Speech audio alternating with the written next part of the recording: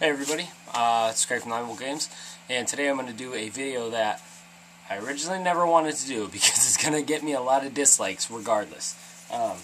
But these videos are fun to do, and I'm going to be doing my top 10 favorite franchises. Now, before anybody goes on here and dislikes anything I got to say, this is a personal list. This is not what I believe is superior to anything else, just in my little world.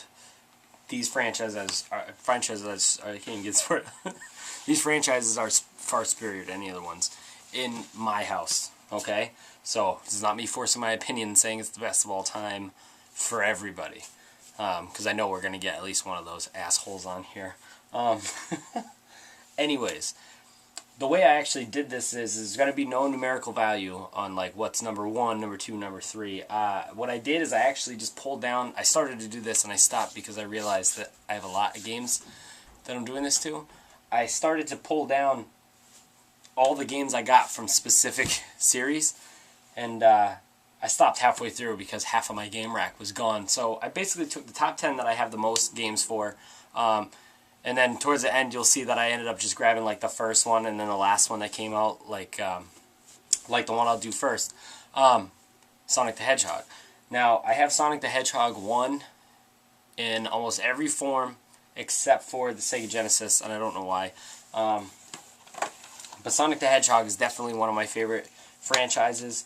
And to me, Sonic has always been better than Mario. And I know the 3D outings of Sonic haven't been a cakewalk to everybody, but I actually enjoyed them. I love, I should have grabbed it down at least, Sonic Adventure 2 and Sonic Adventure 1. I love both those games. The only one I didn't like was Sonic Heroes. I liked every other Sonic game I've ever played. Obviously, this one holds a lot of like sentimental value to me because when I was adopted, my foster parents bought me a Sega Genesis for my birthday, which was like 3 months after, and Sonic 2 came with it, and it was just like, it was like a big deal to me because it was my first console that was absolutely mine, and my new parents bought it for me. So Sonic 2 was great, and then Sonic Generations just takes levels from every Sonic up until this point and just mashes it together in 2.5D, and then obviously you got your 3D ones. I did do a review of Sonic Generations. Sonic Generations is a great game. I know a lot of other websites, they gave it kind of a shitty score. They have absolutely no reason to. I just think that they played it for like fucking 20 minutes and then gave up on it because games like Skyrim and shit came out. I might as well just go right on to the next Sega Genesis one. So that's one, Sonic. Not number 1, just saying this one. The Rocket Knight. I thoroughly enjoy the Rocket Knight. I liked every game that came out. I don't have the Super Nintendo one, but I do have the original Rocket Knight for Sega Genesis. I did do a review for this. There's Sparkster, which this was a bitch to get my hands on. Sparkster is actually a pretty expensive game. This is one of my favorite... Actually, I'll go as far as to say that this is my favorite side-scrolling game ever created, Sparkster. I love it. What else can I say that I didn't say in the review? I don't know, man. I got Rocket Knight for the 360. That's the one that I actually never went and reviewed. It was downloadable. And like I said, the only one I don't have is the Super Nintendo version. I have it. I just don't have a physical copy of it. But I haven't been disappointed with one of those games, so that kind of puts it ahead of the curve on Sonic. But Sparks is one of my favorite mascots, and I really wish Konami would treat him better and make a better game for him. But Sparkster is definitely one of the greatest characters, and Rocket Knight is an awesome series that was gone for so long and then came back, and people still played the game and still enjoyed it. I don't know. This one's a classic. This one I can't show you the first one of. Everybody has it, or everybody has had it at one point in their life. Everybody has had a copy of Doom. Not necessarily Doom 3, but you have had at least one copy of Doom, especially if you own a PC. Even if it was a shareware version, everybody had it. For me, Doom changed the way that I played games. I used to just do consoles. Obviously, I was a kid when Doom came out, and I was going through... I want to say I was going through like a Costco's or a BJ's, something like that, with my family, and they had like a shareware rack, and they were all floppy disks, and Doom was on there, and they had they had the oh, what the hell is the name of it? I'm such a big Doom fan, I can't think of it. They had Pinky, a picture of Pinky on there, and I just grabbed it. I grabbed that, and I grabbed like Hugo's House of Horrors or something, which is also a good series. And then I took it home and played it, and I was like, you know what? I was like, I like games for PC as well, and that pretty much branched me out to playing games on PC. And even though this is a first-person shooter, if I had never started playing Doom, and when like games like Diablo and shit came around, if people were like, "Oh, you're gonna try Diablo," I'm like, "Fuck PC," you know, because you might have already seen it in past videos. I got a real like fuck PC gaming attitude, but I will go back and play PC games, and it all started with Doom. Now, Doom 3 and Resurrection of Evil, I just coupled them together as one game. Obviously, is my favorite first-person shooter of all time. I think Doom 3 was great. I skipped work for it. I almost stayed in my house for 72 hours straight playing online death matches with my friend Sean. Like, Doom 3 was amazing. It was an amazing time in my life, and when it came out, it was just great, man. Doom 3 is great. I cannot wait for Doom 4. Where should I go with this one? I'm going to save the ones I got the most of for last. No More Heroes. I did a review on No More Heroes Paradise, which is actually No More Heroes 1 and 2, like mixed together, not all of Part 2, and then No More Heroes 2, Desperate Struggle. These two are my favorites because in this generation, there haven't been like a lot of new big characters to come out. I mean, sure, we have like Altair and Ezio, and you know, we have Dom and Marcus Phoenix, and like we got new characters, but none of them have like strongly impacted, or they're not gonna like knock off Mario and Sonic as like, you know, amazing characters. This guy right here, Travis Touchdown, is one of the most underrated characters of all time. He's great. I think that if more people played these games and actually gave it a chance, and I understand why people don't buy these games, is because why are you gonna buy a game that looks off-kilter to what you're normally used to, and why are you gonna spend $50 on it when you can spend $50 on something that you're sure of? Well, these games are massively epic. Like, you need to play them. This guy is you. Like, Suda51 made Travis Touchdown to be like all of us. Like, it's great. That's the best way to describe it. Dan played the game, absolutely loved it. I played it, absolutely loved it. Everybody I know that's played No More Heroes, not one person has put down No More Heroes 1 without beating it that I know of. So, I think that people need to play these games, man, because this is just a big homage to us as gamers. Like, that's what he was made for. Travis Touchdown, he does a lot of fourth wall breaking, and I think that's the best part of the series. You know, before he does certain things, he'll confirm with you to like press the A button, and little touches like that always make Suda51 games great to me. And if I could say Suda51 as a series, I would just include Killer 7, Flower, Sun, Rain, whatever, and Shadows of the Damned. But as far as series goes, I would just say No More Heroes, man. And it's going to be sad because nobody's buying those games. They're going to stop making them. I know he wants to make No More Heroes 3, but if you made 2 games and nobody bought them, you really want to keep making them? You know? Okay. This one I don't own as much of as the rest of them. Kind of do. I mean, I just didn't pull down New Vegas, but Fallout, man. And this is why Fallout is here. I would actually go as far as to say that if I did do numerical value, Fallout would be number 1, and here's why. So, obviously, if you're a Fallout fan, you went and bought this. You know, you bought the Fallout Classic Collection, which they used to call the Fallout Trilogy, and they can't do it anymore. Fallout 1, 2, and Tactics are so different from this game, and they are like it's like 2 separate series completely, and they're both epic. Fallout, a lot of people I know personally didn't play Fallout. They played Diablo. However, if you did play Diablo, you would like Fallout. It's not exactly the same, obviously, but Fallout was good. And I was excited when they announced Fallout 3 before I knew it was a first-person game from Bethesda. What happened was I played Fallout, and it wasn't like an extremely good series to me. It was a good series, but it wasn't like the best, because I played Diablo, and Diablo was like the best PC series for me at that time. And then Fallout 3 came out, and I did what everybody else did who played Fallout back in the day. you saw that, yeah, it was from Bethesda, and you know that they make Elder Scrolls, you know they make it good. But you saw it was first person, you said, what the fuck is this? I do not want to play this at all. I bought the game when it came out, because I didn't want to live in that mind frame. And you can ask Dan, I traded it in the same week that I bought it. I said, I played it for like 3 hours, I was like, I hate this game. And I went back 6 months later, and I now have over 400 hours on Fallout 3. I don't have as many as this on Vegas. Obviously, Vegas I just beat, and that was it because I actually had a problem with the game, buggy issue problem. But Fallout, I have 4 characters. I have 100 hours with each character, and then my first character I got like 120. So I got about 420 hours on this game. It is insane. So, obviously, if I'm going to do numbers, I would say that Fallout would be my favorite, just the sheer time that I played one of the games, and let alone the rest of the games. Just one of the games is over 400 hours. So, Fallout is definitely one of the best RPG sagas to me, period. And that's that. And that's all you're going to see for RPGs on here, by the way. I really went on my way to not put RPGs. So, I'll move right on from that to the Elder Scrolls. I did play Daggerfall. I didn't get super into the game. So I really started with Morrowind. I mean, I did play Daggerfall, but I was kind of just like, just going through the motions, just playing a game. Morrowind, I lived it. We all lived Morrowind. If you played Morrowind, you lived it.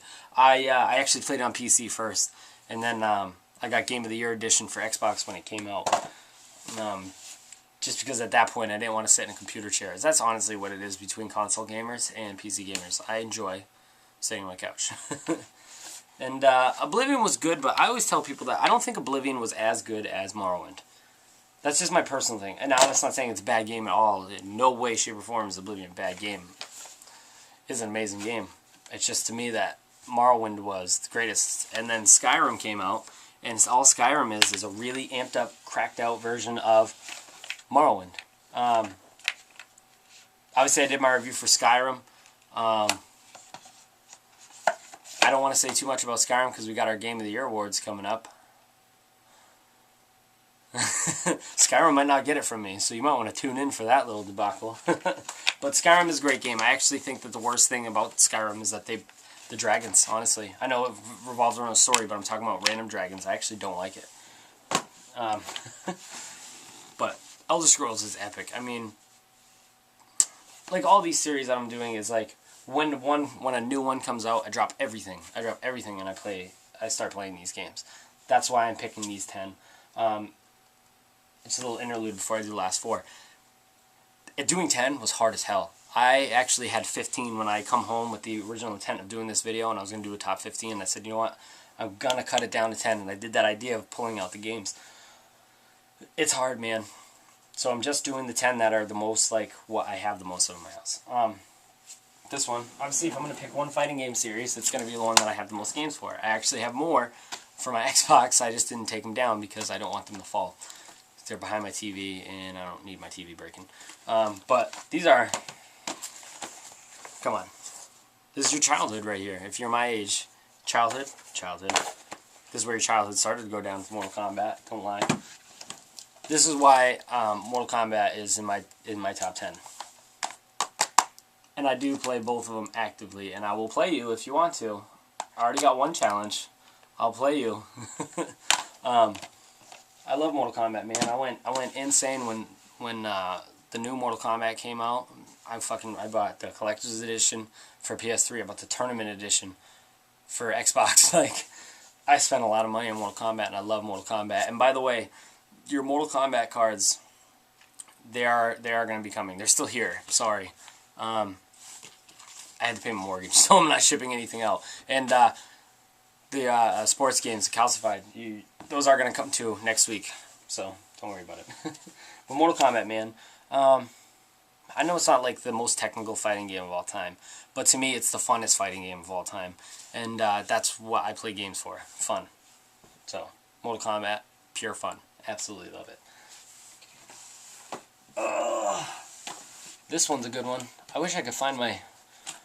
I have another version of all these games. I just can't find them. Oh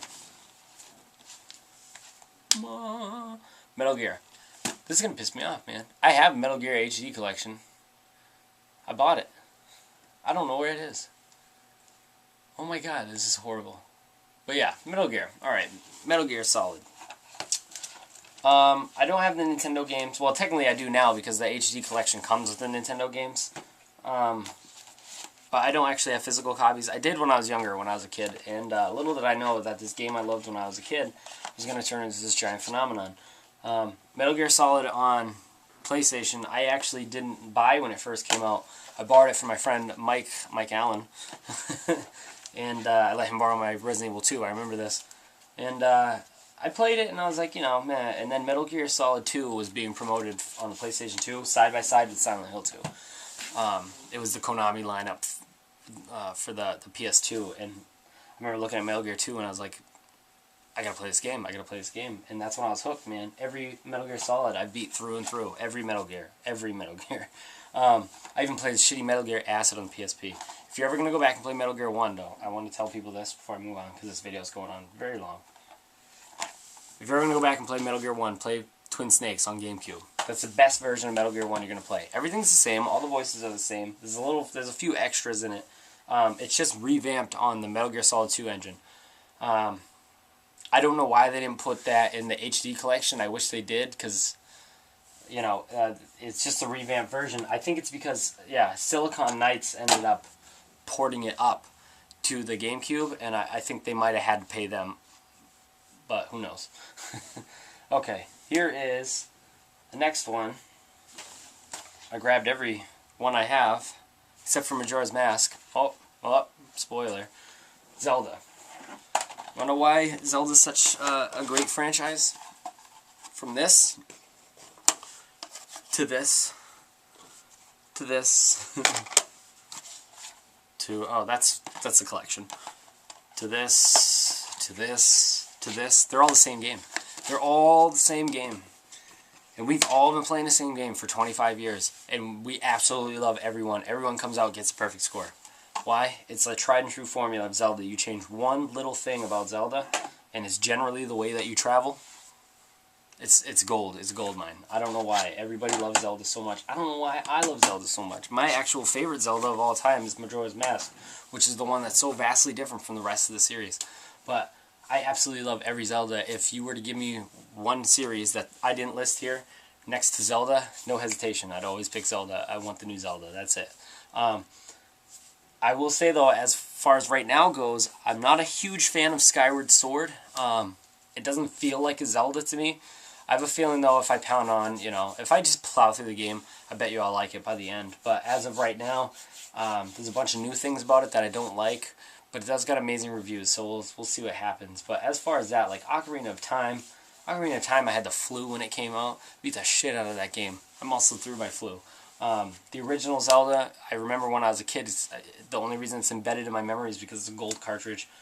I saw my friend beat Link to the Past with the vertical hold on his screen fucked up. He couldn't even see anything. He still beat Link to the Past. We were high as shit. It's a great series. It's the classic Rescue the Princess. Get out of here, Mario. The classic Rescue the Princess is Zelda. That's you. Link is you. I think that's another one that makes it so closely tied to players that Link doesn't talk. So Link is you. Or you are Link. Alright, and the last series is Mario. No, I'm just kidding. Mario is not in here. The last series is this, Silent Hill. I love Silent Hill. Silent Hill 1. Oh, didn't even take that out. Silent Hill 1 scared the crap out of me. Silent Hill 1 cemented its place as the official Resident Evil replacement, and I used to be the world's largest Resident Evil fan. And then this game changed the game.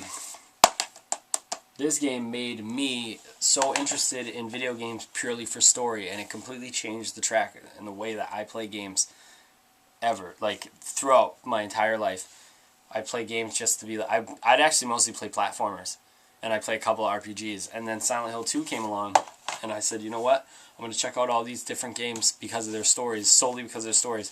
I'm going to find games that got crappy reviews for their gameplays, but then the reviewers said the story was great. And I found a lot of different titles that I liked that way, thanks to Silent Hill. Silent Hill did not have the greatest the greatest gameplay. All the Silent Hills, they have tank controls, and I know a lot of people don't want to play it like Dan. It's just fully understandable. You don't want to play tank controls. This is so good you can muscle through the tank controls. Silent Hill 3 is connected to 1, so obviously I was obligated to play it. I let my friend Gil pick it up. I was on vacation when it came out. I had a pre-order. This is not 3. I had a pre-order for it. I let Gil go pick it up and play it. I came back, muscled through that game. It was great. Silent Hill 4, a lot of people didn't like it. I like Silent Hill 4. I wish it was just called The Room, though, not Silent Hill. I mean, besides the location, the obligatory location that they threw in there has nothing to do with Silent Hill. I'm sorry. I know people are going to be like, well, what about the superintendent? Shut up. It's called the Easter egg. It's called the Easter egg. Silent Hill Origins, it sucked. I didn't like it, okay? And I didn't really like Homecoming either. However, this is why I think that Silent Hill reigns definitely close to the top for me, is because no matter how shitty the games get, I will always, always stop what I'm playing to play Silent Hill. Always. I actually got rid of my pre-order on Twisted Metal because I heard that Silent Hill HD Collection was coming out on January 24th. It was originally supposed to come out in March. However, I did see the video yesterday. I put it up, the developer demo. They said it's coming out in January, and I looked it up, and GameSpy had it as January 24th. So I dropped my pre-order and put it back on that. Silent Hill Experience is really cool. If you want to get filled in on everything Silent Hill Experience for PSP is great. You should just buy a legal copy of it. It's only like $5. And Shattered Memories was an awesome take on Silent Hill 1, and I like the direction they took with it. It's definitely a unique game. It's not the regular Silent Hill experience, but it's definitely worth checking out if you missed out on the original Silent Hill and you don't want to pay that much money to go back and get it. But yeah, so let's recap. I'll just go down. There's no specific order. Sonic, Sparkster, No More Heroes, Doom, Fallout, Skyrim, Elder Scrolls, Mortal Kombat, Metal Gear, Silent Hill, Zelda. Yeah. Definitely check these series out. I mean, I know a lot of you guys are probably like, what? Only like 3 of those belong in there. Like I said, it's a personal list. Don't get too crazy about it. But thank you for the request, actually. I did have a good time thinking about this and talking about it with Dan back and forth at work today about what I'm going to put in here. He's actually going to be surprised because, like I said, I did 15 at work. Maybe I'll go back on and I'll do the honorary mentions for the other 5 if you want to see them. But thank you guys for watching. Have a good night.